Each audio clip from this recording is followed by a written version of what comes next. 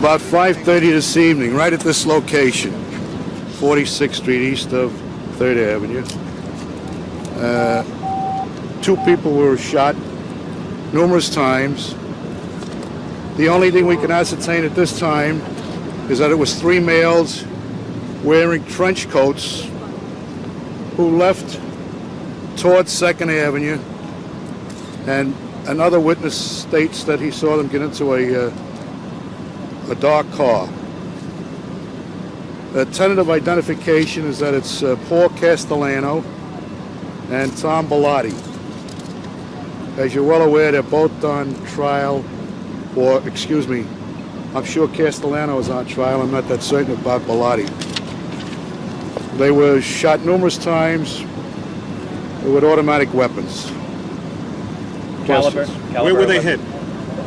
They were hit in the head and in the body. Can you describe how it took place? Were they getting out of the car? From the position, it looks as though they were getting out rather than getting in. Was it close range? Yes. Were they dining at the Sparks restaurant? Not to our knowledge. You look at the reservation book there. They wouldn't show it to us. No, that's not so. We don't know if they were in there or not, and it's kind of early yet to determine where they were, or where they were coming from, or where they were going to. Were they hit from the front or the back? It appears to be from the side and in the back. Are there any eyewitnesses? Well, we haven't come up with anybody that is volunteering anything at this point, but we will get some information, I'm sure, before the evening's over. Chief, what would be the significance of a hit on Castellano in terms of the mob in this town? Well, I'm not an organized crime expert. Maybe tomorrow you can get some experts to speculate. I don't know, and I don't care to speculate. Do you think it damages the federal government's case against the Gambino crime family in Brooklyn? Well, I don't think they have to prove guilt or innocence with him anymore. That case is over. Okay. Okay, thank you, Chief. Thank you. Do you have descriptions of the three men?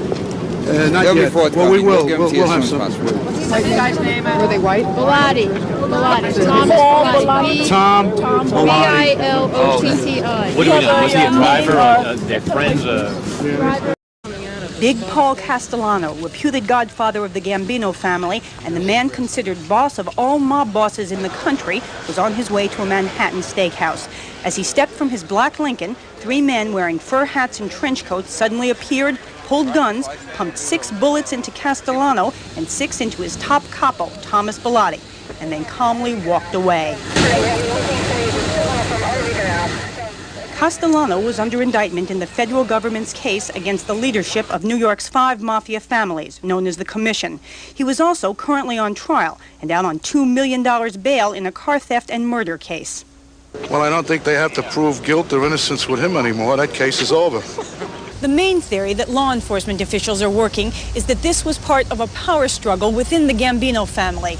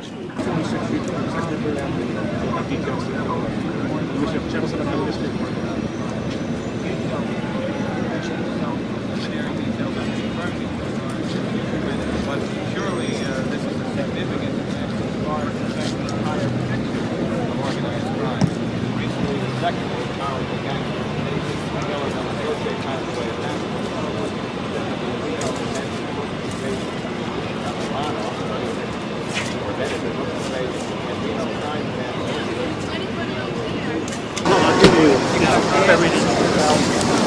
When you do that, That's 666. That's not necessary. John. Next tonight, we follow up on the assassination of reputed mafia boss Paul Castellano. The 73-year-old Castellano, police say, headed the nation's most powerful mafia unit, the Gambino family. He was shot in the rush hour yesterday as he tried to leave his limousine to enter a well-known Manhattan restaurant. Also killed was his aide, Thomas Bellotti. Both men were shot 6 times in the head and body. Witnesses said 3 men drew semi-automatic weapons from under their trench coats and fired at close range. Then they fled on foot into the crowds. Castellano had been on trial in federal court in New York since last September on charges of conspiracy to commit murder. With us to provide some background on the story is the police bureau chief for the New York Daily News, Murray Weiss. Mr. Weiss, first of all, how important a figure in organized crime was Castellano? Well, if you just look at the sheer size of the family that he operated, it had 250 members and 500 associates, considered to be the largest and most powerful of the 5 traditional families. Therefore, it de facto makes him the most powerful organized crime figure probably in the United States of America. What kind of businesses were they in? Well, in recent years, in the past decade or so, as has most organized crime figures, they've gotten into more white-collar kind of crimes, and the Castellano people particularly have been into labor, construction, meat, poultry, in addition to the normal traditional kinds of organized crime dealings like gambling, racketeering, extortion. So the panorama is wide and pervasive here in New York City and throughout the country. For people who aren't voracious readers of this literature, what does the mafia do in businesses like meat and poultry and so on? To them, they increase the price of what the consumer in America pays for ultimately. If on a small business level someone tries to open a business and deal with another company to get its poultry or get its buildings built, they will eventually either not be able to do it if they don't deal with the right people, or if they deal with the right people, clearly the price that they will pay will be a, shall we say, non-bargained price. And eventually someone who walks into the store, that price is going to get passed on to them. If you believe law enforcement people like the FBI, you're talking about hundreds of millions of dollars, a second government, an invisible government, if you will, in which all across the nation people are paying for it. Now, the people you have contacts with, the prosecutors and the police, what are they guessing today or speculating was the reason for bumping off Castellano? Well, you have to look at it from a few points. He's under indictment, currently on trial, in the first of several cases, probably the weakest. And he's been tied up legally in court for over a year. He's going to be tied up in court for even longer. There are, shall we say, people waiting in the wings within his own family to take over. A week ago, Mr. Castellano's second in command, Neil Della Croce, passed away. So now you have the number 2 position open. Castellano is there waiting to fill that spot. There's a theory here that the person who was heir apparent to the number 2 spot, a man from Howard Beach, Queens, named John Gotti, may have orchestrated this hit on Paul Castellano. To do this, one might need the approval of other families. In this case, what's known as the commission, the heads of all the families that meet, which Mr. Castellano is said to have been the head of. Like a godfather. The godfather. Yeah. That's who we're talking about here. Yeah. There are wiretaps on several of the heads of the other families where they speak in the foulest terms about Paul Castellano. And these tapes will be played next year at the commission trial, the so-called commission trial. So if Mr. Gotti needed support or the approval of the other families, it certainly would have been there, because they've long disliked him. Why? Well, they rose through the ranks the hard way, so to speak, to eventually take over the rackets, the organized crime families, in a very difficult environment, meaning New York. Paul Castellano, however, they feel, got his job because the late Carlo Gambino, the boss of all bosses for a couple of decades before he died in '76, married one of Castellano's sisters. So ergo, they sit there and they go, this more mild-mannered, less severe guy. His sister married the boss. Exactly. And the boss passed on the throne, shall we say. If this theory is wrong, and whoever orchestrated the killing did not get approval from other families in the commission, then and did it just as a freelance job because he wanted to rise himself through that through the Gambino family, what does that mean? Does that mean possible war between the families, more killings? Very possible, very possible. The way I look at it is that given kind of equal weight now, today, among the people you talk to? Well, let's say this person, John Gotti, who I named, did it on his own. Yeah. He didn't ask for anybody's approval. He might be able to get away with it because the heads of the other the other 4 families are also under indictment. They're also going to be part of the commission trials, and they're also the subject of their own loss of powers within their families. So if I were them, I might be looking over my shoulder to see if a John Gotti in my own mob is going to take care of me. If that doesn't happen, then it's clear a war could break out between all the families. What you have to see here is an old regime, not just in the Gambino family, not just Paul Castellano. The heads of all the families are old, and John Gotti is a younger, newer breed. And the same thing is happening in all the families. So you may see tremendous warfare in the next year or two between families, within families. This could be a very fascinating scenario played out on the streets of New York. And this business about them being tied up in court in these federal cases against them, that's just like any kind of corporation. It couldn't tolerate having its head or its second in command permanently away doing something else for very long, because it wouldn't be efficient. Well, often in the past, a major mafia figure goes to jail and continues to control the family. But in this case, you have the whole hierarchy on trial. Each one is old. And this is very embarrassing.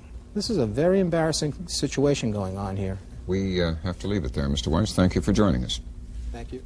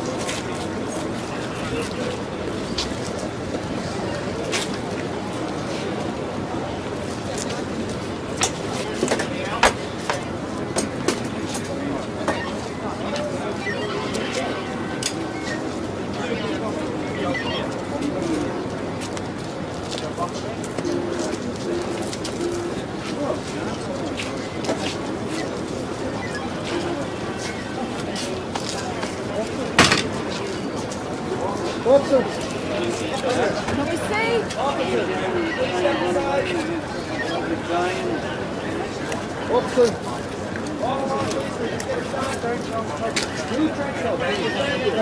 Thank you.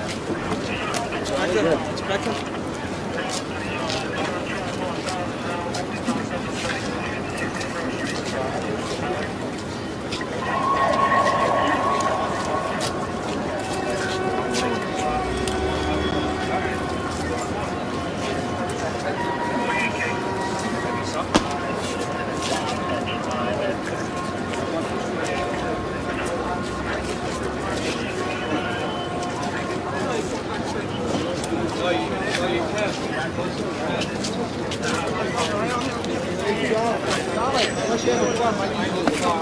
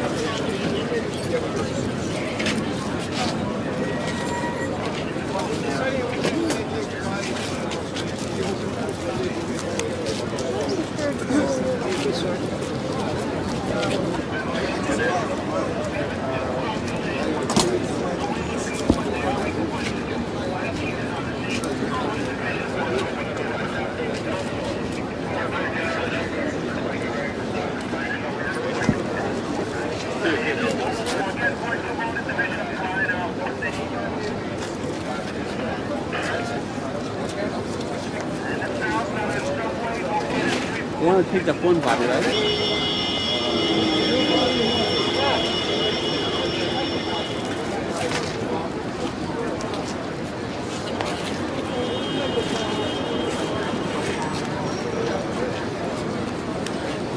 Get phone bodies in one angle.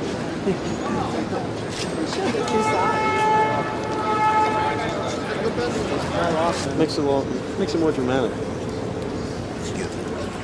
Oh, it tastes pretty delicious.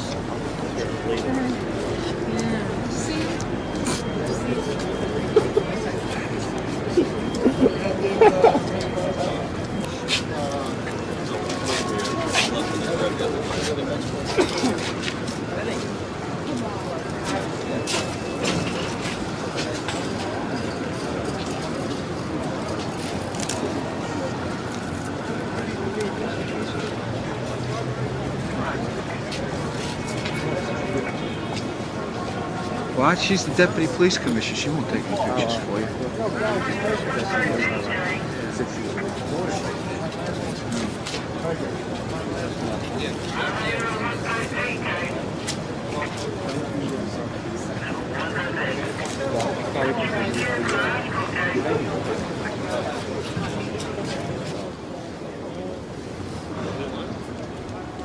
No, he was dead as a frog.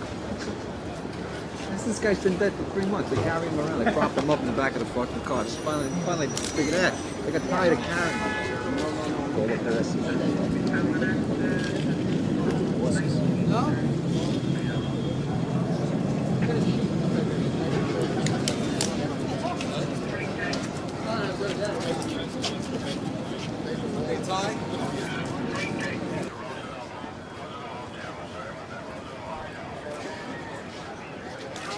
Come on, come on, come on! Hey, yo! Come on, cut the crap out!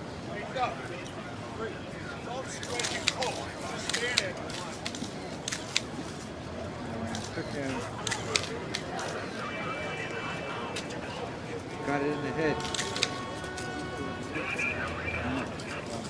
Fucking detective, Jeff. Right in the fucking head.